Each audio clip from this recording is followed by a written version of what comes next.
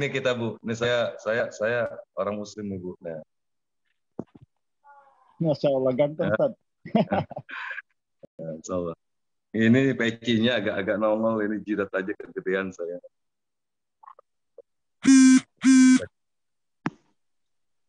Ini pengen tahu nih Ustadz Hidayah yang mana nih wajahnya nih. Aduh. Ini idola saya ini. Saya nih. Lagi hujan Ustaz di sini. Ini kedengaran mis nggak? Kemarin tungguin loh, boleh tanya Bang Arman. Mana ya Ustadz Hidayah? Aku nggak nongol-nongol. Saya pengen ngobrol tentang masalah sejarah dia masuk mualaf ini bagaimana. Ya Ustadz Demak, malam itu saya mohon maaf. Saya kepintal itu sebab jaringan saya tiba-tiba terputus.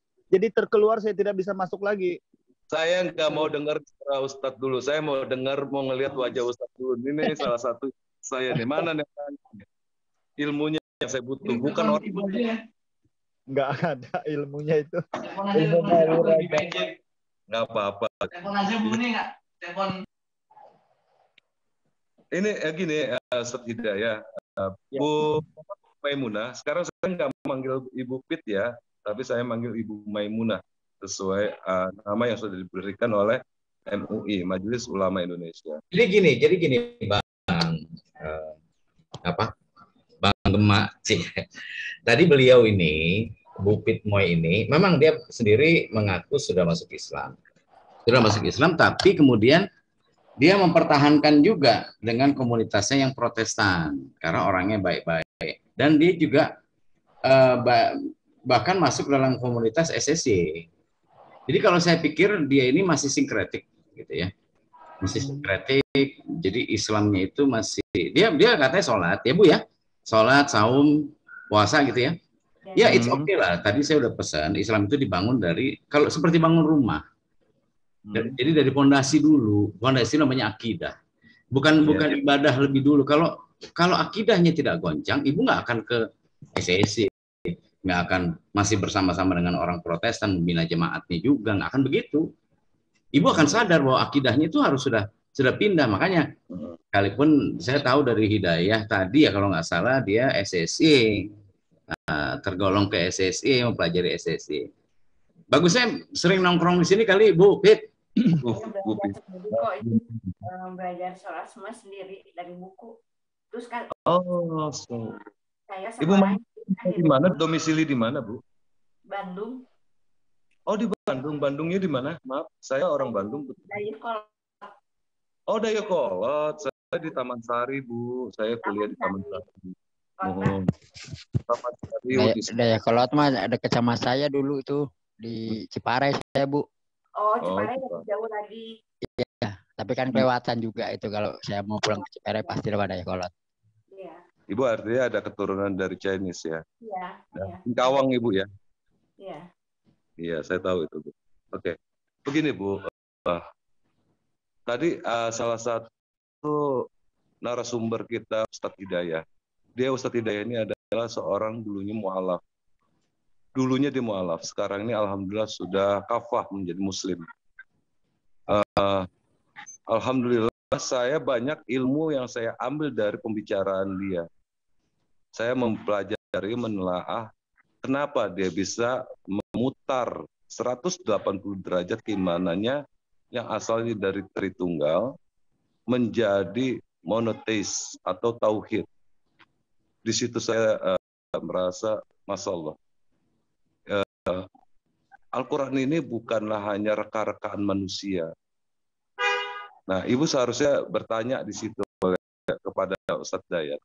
Kenapa dia itu meyakini Al-Quran itu sebagai kitab suci? Nah, di situ kita korek. Setelah Ibu korek, nanti Ibu akan terbuka pikiran Ibu bahwa Al-Quran itu bukan buatan manusia. Di Zoom ini, sering kita membahas sesuatu masalah yang masalahnya itu tidak mungkin difikirkan oleh manusia pada zaman Rasulullah ataupun zaman pada saat Al-Quran diturunkan kepada Rasul. Itu nggak mungkin. Tapi terbuktinya setelah abad berikutnya. Nah, inilah salah satu bukti bahwa Quran itu adalah firman Tuhan, firman Allah Subhanahu wa taala. Untuk masalah sosial kemungkinan boleh siapa aja kita boleh berinteraksi dengan masyarakat. Mau itu Protestan, Hindu, Buddha, Konghucu, atau kepercayaan apapun, Islam tidak melarang. Lakum dinukum waliyadin. Akan tetapi di dalam masa intikodi, di dalam keyakinan, atau disebut juga dengan bahasa kerennya itu intuisi, kepercayaan. Kepercayaan tidak bisa ditawar. Kepercayaan tidak bisa untuk dipengaruhi atau mempengaruhi. Kepercayaan itu datangnya dari diri kita pribadi. Oleh karena itu, disinilah cocoknya Ibu untuk sering datang kemari untuk memperkuat keimanan itu. Dengan mengadakan studi analisa, studi perbandingan, dan studi analis literatur dari kitab yang Ibu baca sebelumnya. Semoga di Zoom ini, Ibu akan terbuka siapakah Islam itu, siapakah Allah, dan siapakah Kristen. Insya Allah. Saat ini, Ibu ingin bertanya apapun tentang keislaman. Insya Allah, dengan izin Allah. Bukan mudah-mudahan Ibu ya. Insya Allah itu artinya dengan izin Allah. Kami seluruh yang ada di Zoom ISDN ini sanggup dengan iradahnya Allah untuk menjawab pertanyaan yang Ibu tanyakan. Untuk memperkuat keimanan. Pasti. Bismillahirrahmanirrahim. Ya Bu ya. Saya minta nomor teleponnya Ibu, nanti saya coba hubungi. Dicoba dulu aja di ini, berisi salah. Dicatat dulu aja, terus nanti dites betul nggak ya. Nomornya 08. Pakai kosong nggak ya? 62819 819 33 33 3373 2778 ulang Ibu ya, plus 62 81933 73 2778. Ya, saya ulang lagi. Boleh. 81 plus 62 819 33 73 278. Ya. Oke, Ibu Maimunah ya. Ya. Saya menggunakan nama Maimunah, bukan Maimunah, Maimunah. Maimunah. Maimunah. Moy Maimunah. Momoy Maimunah. Oke, Momoy Maimunah. Moy, itu nada deringnya di silent dulu. Moy, itu kedengarannya agak noise. Yang nada deringnya itu di silent aja. Oh iya. Oke. Ini Ibu Moy, sekarang ini saya persilakan Ustadz Al-Hidayah meyakini Islam itu sebagai panutan dan menjadikan itu ada landasan ideologi dan pedoman hidup ya. Bu Moy, silakan untuk bertanya ke Ustadz Hidayah. Ini salah satu manusia yang Allah turunkan ke ISDN ini untuk dijadikan narasumber. Insya Allah ilmunya bisa dipakai untuk kita semua. Silakan Ustadz Hidayah. Ya, biar kita ingat. Insya Allah. Bismillah.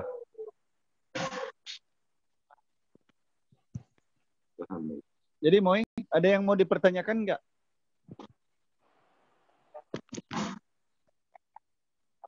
Sudah ngerti, saya dulu sekolah dari negeri suka ikut pelajaran agama Islam.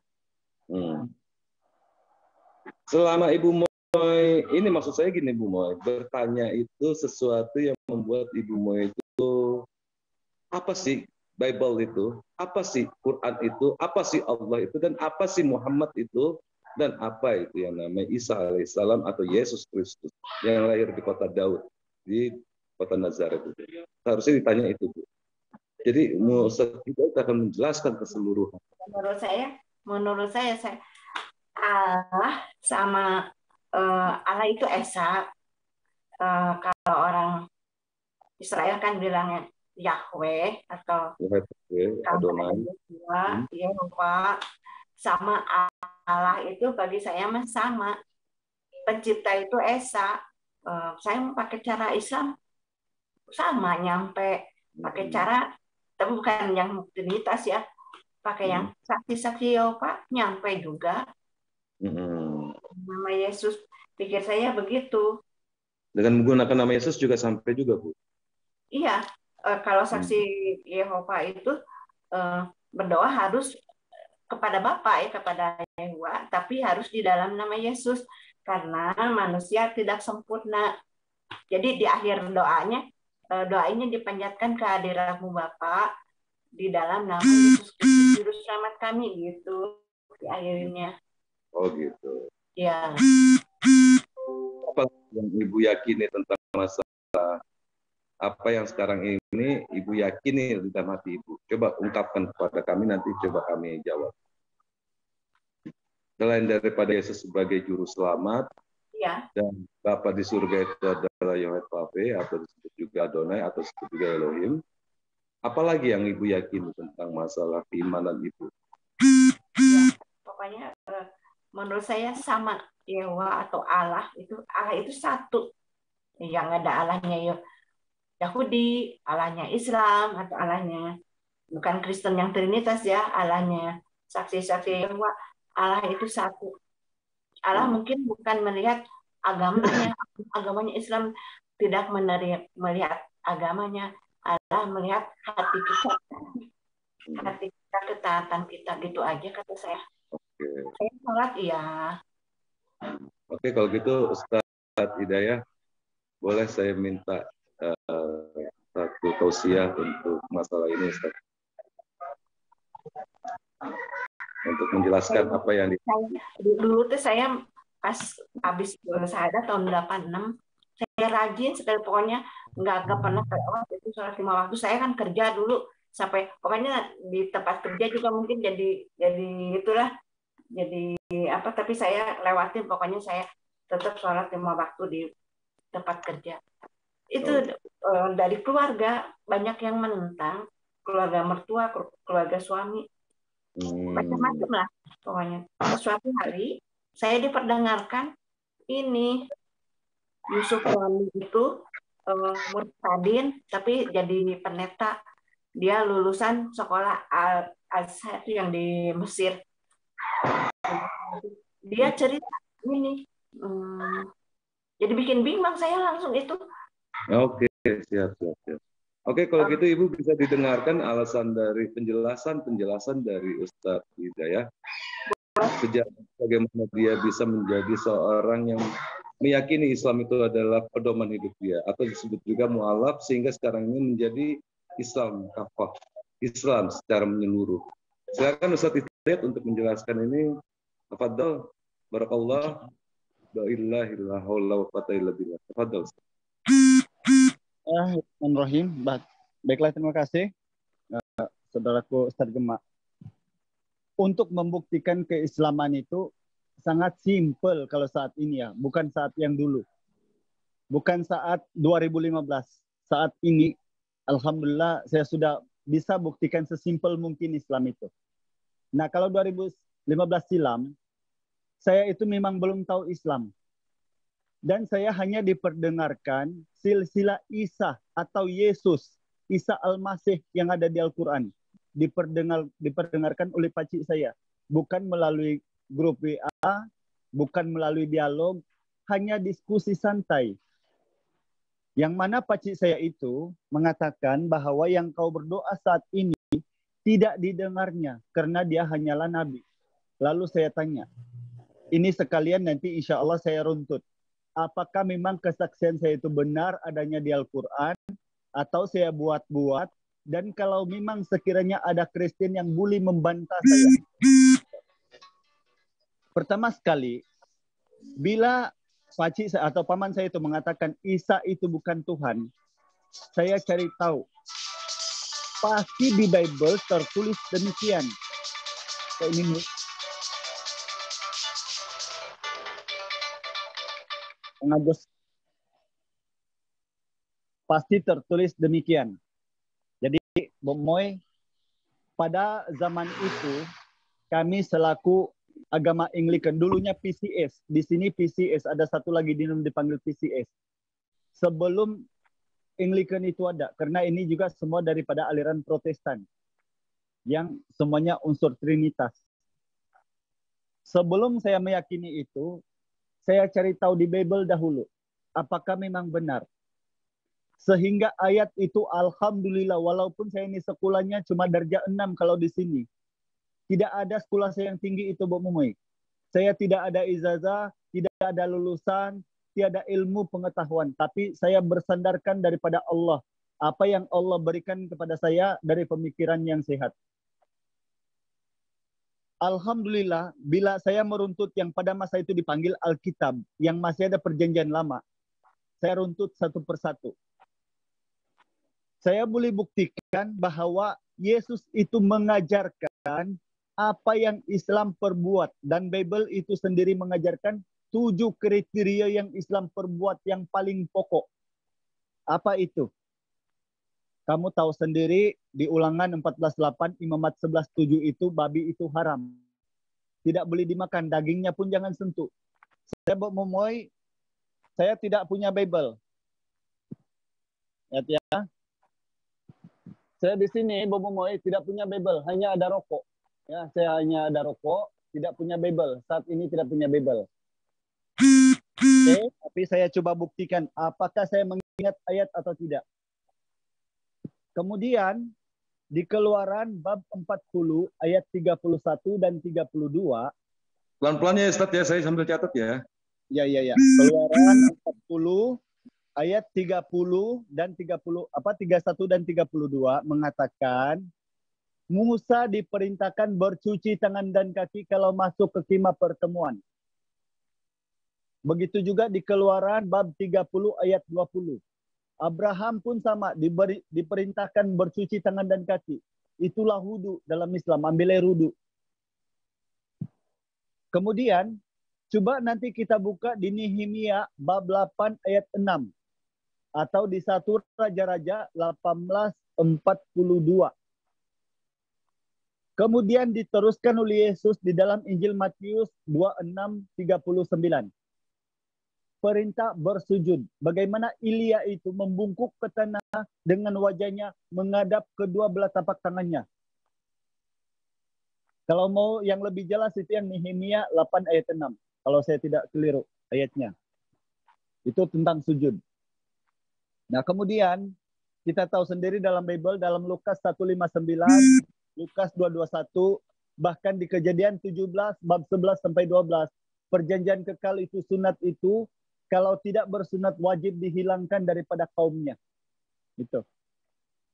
Itu sunat itu memang wajib. Sehingga kan Yesus selaku praktisi Yudaism mengajarkan Bani Israel hukum-hukum Taurat, dia perlu bersunat untuk membuktikan dia itu pelaku hukum Taurat, bukan membuktikan dia itu Tuhan. Gitu. Karena tidak mungkin Tuhan disunat oleh dunia.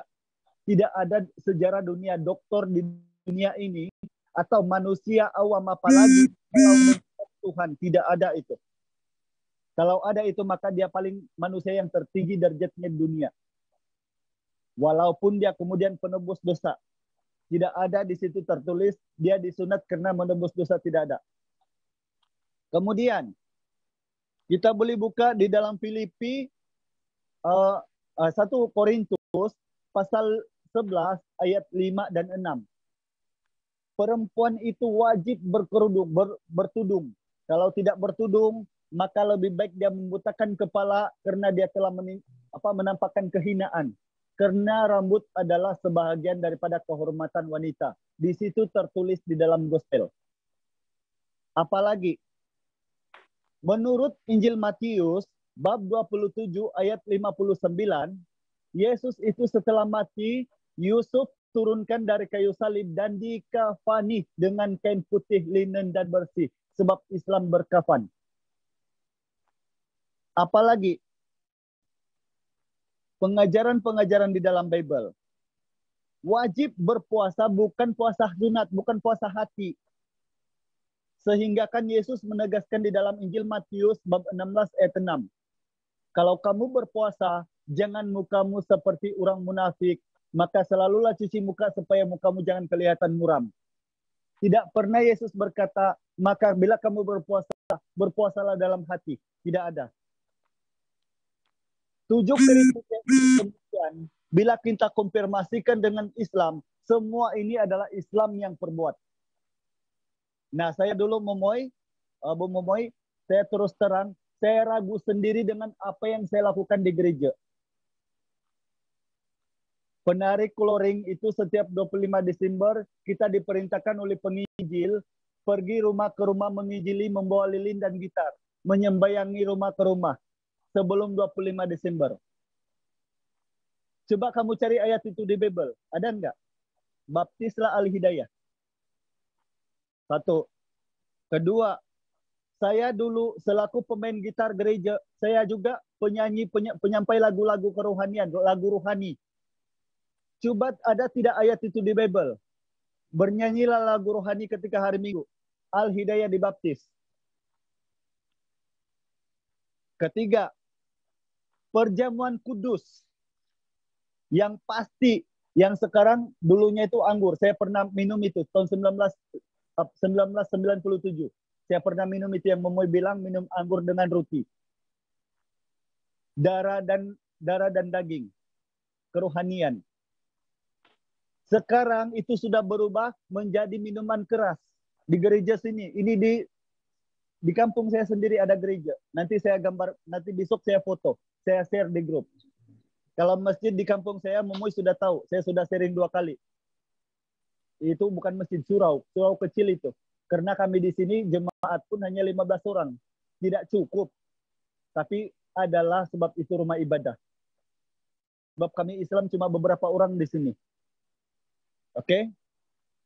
Nah, kemudian beberapa lagi ajaran-ajaran di dalam Bible yang membuat hati saya ragu. Saya dulu menuhankan Yesus itu sungguh-sungguh benar, saya percaya bahwa Yesus itu adalah anak Allah yang datang ke dunia sebagai sang penebus, juru selamat daripada Tuhan. Itu. Nah, kalau kita baca Bible itu sendiri, saya sudah boleh bantah bahwa Yesus itu bukan penebus dosa, tetapi Allah Bapa. Dialah yang pengampun dosa. Menurut Yesus sendiri. Tidak menurut Lukas, tidak menurut Markus, tidak menurut Yohanes, Matius, dan Paulus. Menurut Yesus sendiri, walaupun menggunakan Injil itu dan ini, tetapi itu perkataan Yesus. Yang kira-kira masih boleh dianggap benar. Karena Bible itu hanya ada lebih kurang 18% yang datang daripada Yesus. Yang lainnya tinggal kamu bisa baca di situ katanya. Seperti buku sejarah. Dalam Injil Matius bab 18 ayat 18 sampai 20, kalau saya tidak keliru, atau Injil Matius 20 atau 18, Yesus mengatakan ketika Simon Petrus bertanya, "Guru, berapa kalikah kami memaafkan orang yang berbuat salah kepada kami?" Maka jawab Yesus, "Maafkanlah dia sebanyak 7 kali, bahkan sebanyak 70 kali sehari semalam, kalau kau mau dosamu diampuni oleh Allah Bapa, bukan saya." Begitu juga ketika Yesus di kayu salib. "Ya Bapa, ampunilah mereka karena mereka tidak tahu apa yang mereka perbuat." Dari 2 redaksi ayat ini sudah cukup jelas terang benderang bahwa Yesus bukan pengampun dosa tetapi Allah. Allah dalam Islam. Dalam Injil Markus bab 19 ayat 17. Yesus berkata, "Mengapa kau katakan aku baik? Tidak ada yang baik selain daripada Allah sahaja. Tidak ada yang baik selain daripada Dia."